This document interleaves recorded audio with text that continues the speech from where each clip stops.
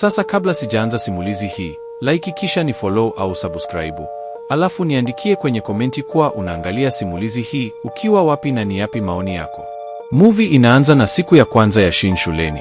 Anatafuta darasa lake na tunagundua kwamba huu ni mwaka wake wa mwisho wa shule ya sekondari. Kwa bahati mbaya, anagongana na mwanafunzi anayeitwa Gish. Anapokuwa anaanguka, Gish anamshika lakini simu yake inaanguka chini. Shin anajaribu kumshukuru, lakini Gish anaondoka kabla hajamaliza kuzungumza. Wakati wa hafla ya kuwakaribisha wanafunzi, uongozi wa shule unamtambulisha Gish kwa wanafunzi, ukitangaza kwamba amepata alama ya juu ya IQ ya 200%, jambo linalomfanya kuwa mwanafunzi bora wa mfano. Gish anajitambulisha mbele ya wote na wanafunzi wote wanampigia makofi. Wanafunzi wengi wa kike, akiwemo Shin, wanavutiwa naye. Hata hivyo, anajua kuwa itakuwa vigumu kumwona mara kwa mara kwa sababu wanafunzi wenye alama za juu wana jengo lao maalum. Tunajifunza pia kwamba licha ya kuwa na akili nyingi, Gish anapenda ubunifu na ni bora katika kutatua maswali magumu ya hisabati mbele ya wanafunzi wote. Baadaye, Shin na marafiki zake wanapokea ujumbe kwamba Gish yuko kwenye mgahawa na atapita karibu na jengo lao.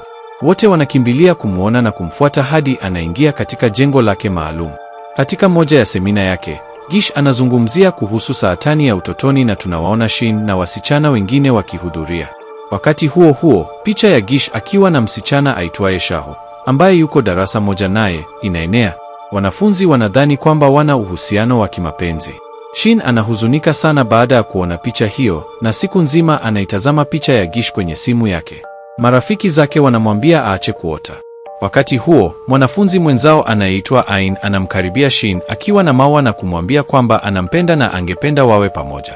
Lakini Shin anakataa, akisema kwamba anampenda Gish na anapanga kumweleza hisia zake hivi karibuni. Marafiki zake wanaamua kumsaidia kwa kupanga kivurugo darasani ili Shin apate nafasi ya kwenda kumwona Gish wakati wa mapumziko.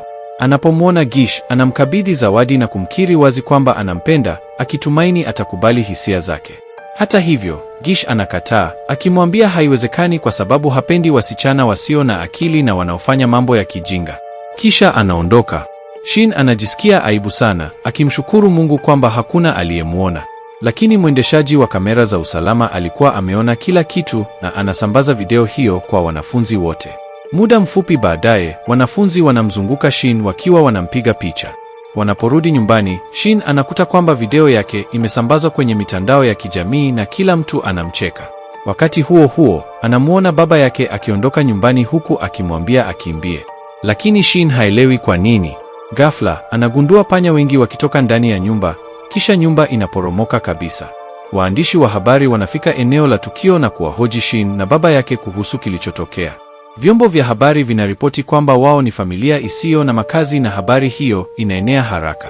Wanafunzi wenzake, akiwemo Ain na marafiki zake, wanaanzisha kampeni ya kuchangisha fedha ili kumsaidia.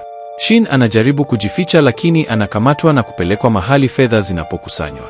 Hata hivyo, anakataa msaada huo.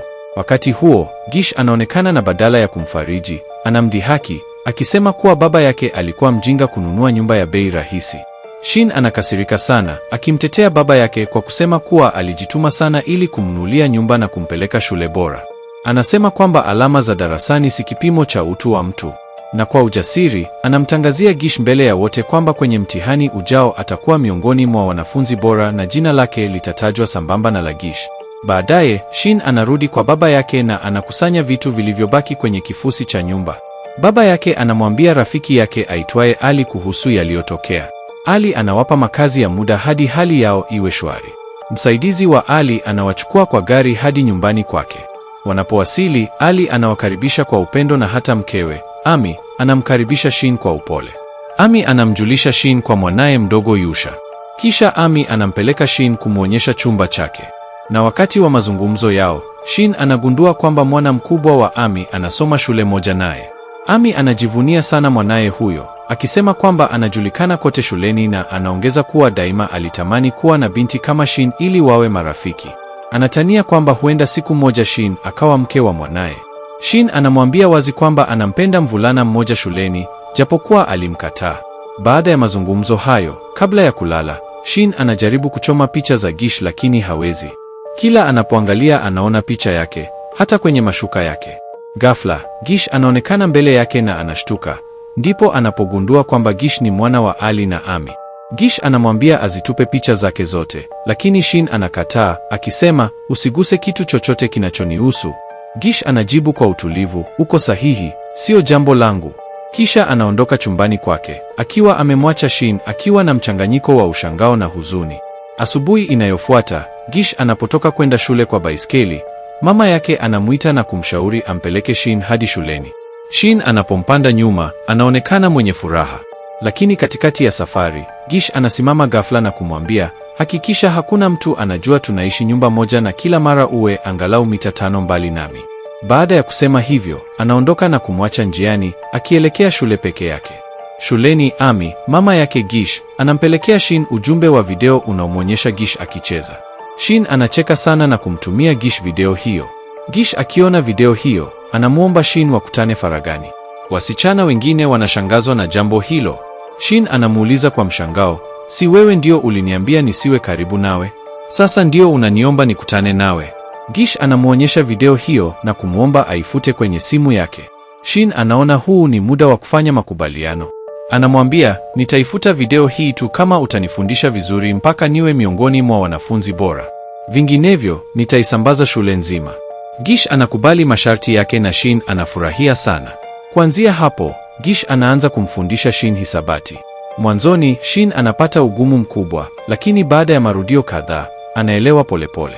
Shuleni, anaanza kusoma kwa bidii sana kiasi kwamba haangalii mambo yanayomzunguka. Ain anamfuata kila mahali, akihakikisha yuko salama. Na wakati mmoja anamwokoa kutoka kwenye chungu cha maua kilichokuwa kinakaribia kumwangukia.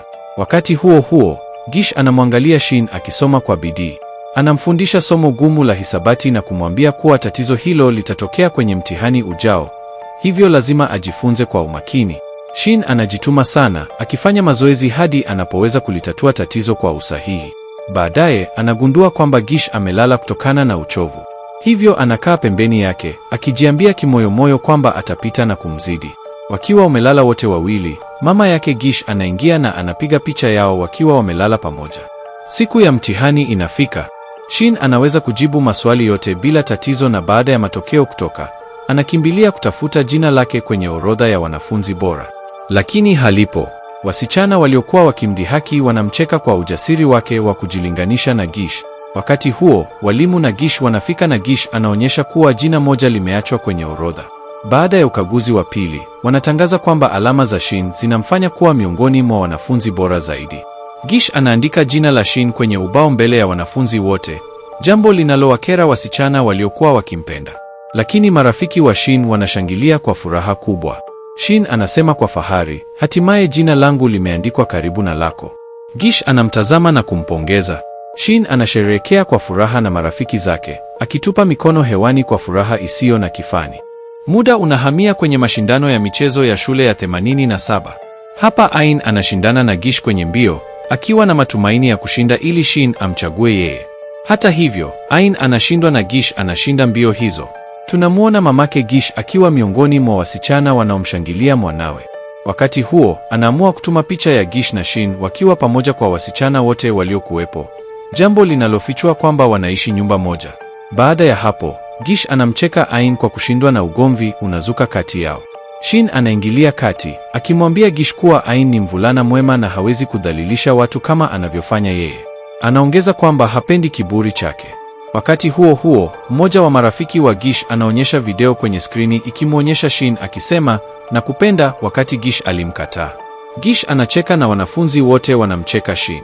Kwa hasira, Shin anatuma video ya kundi la wanafunzi waliokuwa wakicheza, na sasa wote wanaanza kumcheka Ain. Vikundi hivyo viwili vinaanza kupigana na vurugu zinatokea. Gish anamchukua Shin pembeni na kumuuliza kwa nini alifanya hivyo.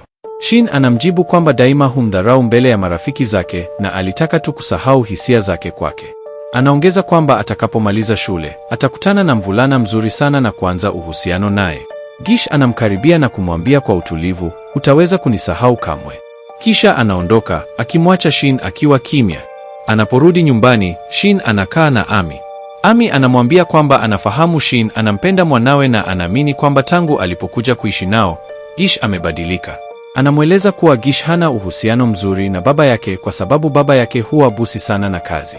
Anaongeza kuwa ingawa kila mtu anafikiri Gish atarithi kampuni ya baba yake, yeye anataka tu mwanawe awe na furaha na anaamini kuwa anaweza kuipata furaha hiyo akiwa na Shin. Maneno hayo yanamfurahisha sana Shin na anamwambia Ami asihangaike kwa sababu daima atasimama bega kwa bega na Gish. Siku inayofuata, Gish ana mtihani muhimu utakaopima uwezo wake wa kusoma nje ya nchi. Shin anatengeneza hirizi ya bahati njema na kuiweka kwenye begi lake, akimtakia mafanikio. Lakini anapofika kwenye jengo la mtihani, anateleza kwenye ngazi na kuchelewa. Anapojaribu kuandika, kalamu yake inavunjika na anahisi kama bahati mbaya inamfuata. Anakumbuka hirizi aliyopewa na Shin na kufikiri labda ndiyo chanzo cha mikosi yake. Anaenda chooni kisha kutuliza akili, anachukua kinywaji. Wakati huo, Shin anamwangalia kwa siri, akihakikisha yuko salama. Anapoona yuko salama, anaamua kurudi nyumbani, lakini anapata ajali njiani. Gish anamuona kutoka mbali, anakimbia kwa haraka na anamkuta Shin amepoteza fahamu.